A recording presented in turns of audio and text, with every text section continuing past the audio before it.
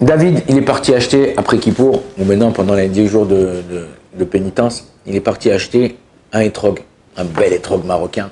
Il voulait faire la fête d'une façon Zéeli Vanvéou. Ça veut dire quoi Zéeli? Il veut embellir la fête. Il va, il cherche, il trouve un bel étrog. Il dit combien? Il dit 150 shekels. Il dit ok, 150 shekels, pas mal. Hop, il achète son étrog, il le met. Non, il y a écrit dans la halakha que c'est bien, comme ça il apporte le Kaf HaChaim, c'est bien d'embellir la souka avec des fruits ou des... Je me rappelle quand on habitait en France, dans les soukottes qu'ils construisaient, dans la communauté en France, ils mettaient des vrais fruits. Ils mettaient pas des trucs en plastique aujourd'hui comme ça où tu as des raisins qui s'allument, qui s'éteignent. Ils mettaient des vrais fruits, des belles choses comme ça.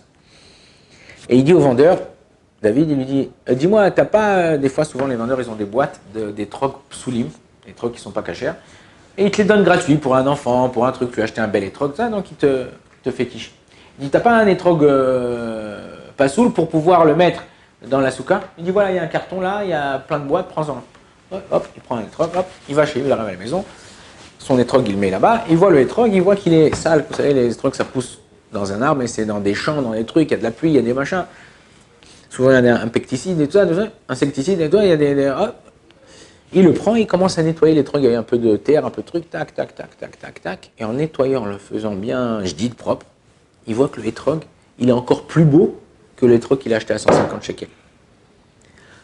Je pose la question, est-ce que maintenant qu'il a, en vérité, l'autre il ne savait pas, est-ce que maintenant je suis obligé d'aller le voir et de lui rendre son étrog? Ou le étrog est à moi? Ta-na-na-na-na-na-na.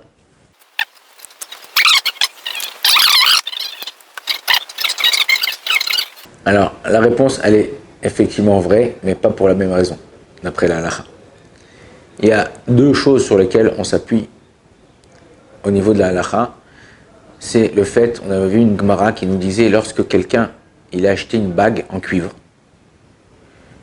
et il va la vendre à quelqu'un d'autre, il va faire une petite pièce, un petit billet dessus, et l'autre, il achète la bague en cuivre, et quand il rentre chez lui, l'autre, il voit que la bague en cuivre est un peu vieille, il prend un détergent ou quelque chose, il va la frotter, la laver.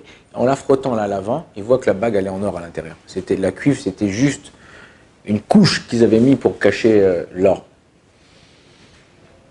La Gemara a dit, il peut la garder pour lui. Pourquoi? Parce que la personne qui lui a vendu, même lui, quand il a acheté en tant que cuivre, et il n'a pas acheté en tant qu'or, il ne savait pas. Donc l'autre, il a des zachita.